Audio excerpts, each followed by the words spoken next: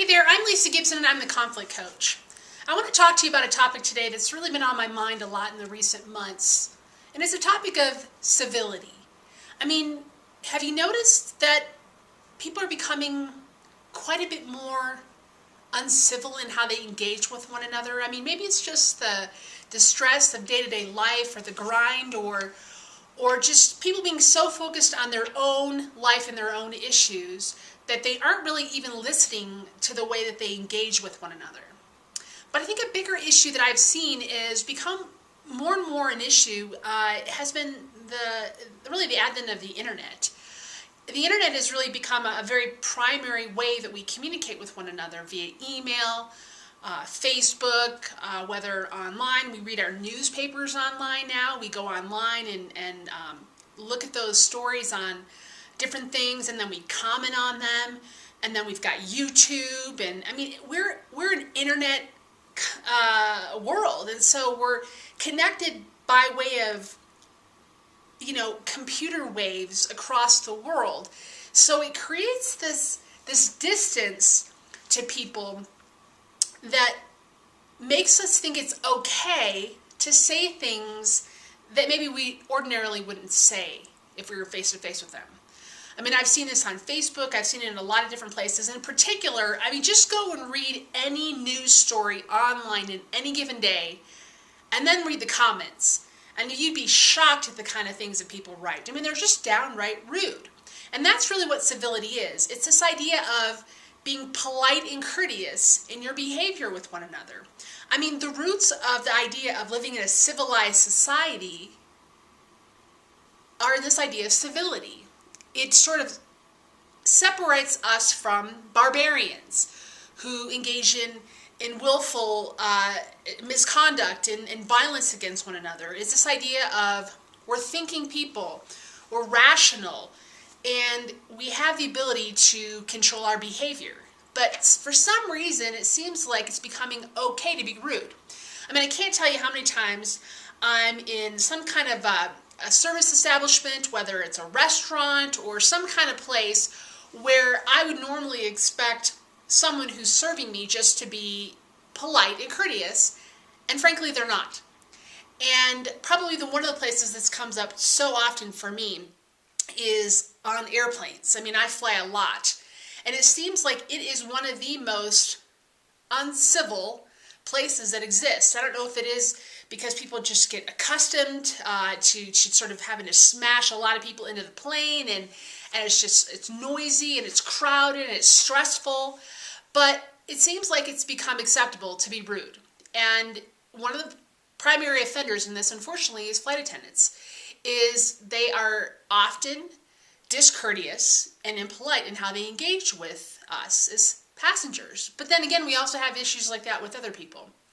And the question is, what has changed? Why have we become comfortable with this type of behavior? And I know for me, if I have someone who's being rude to me and it's unwarranted, I'll have to make a comment to them. And sometimes it's something as simple as, it's okay to be polite. Or if they're really, really rude, I might even say, it's not okay for you to be rude.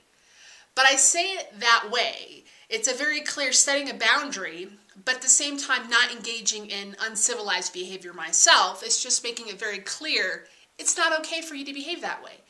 And it's amazing how many times people will, take notice. It's like the first time someone's even said something to them, or they hadn't even really thought about how they were communicating. And that's part of the problem is that we're not communicating well with one another. We're not interacting in a way that's safe to say something like, it's not okay for you to be rude to me. Or did you actually hear how that came out? Because it really came out as kind of condescending.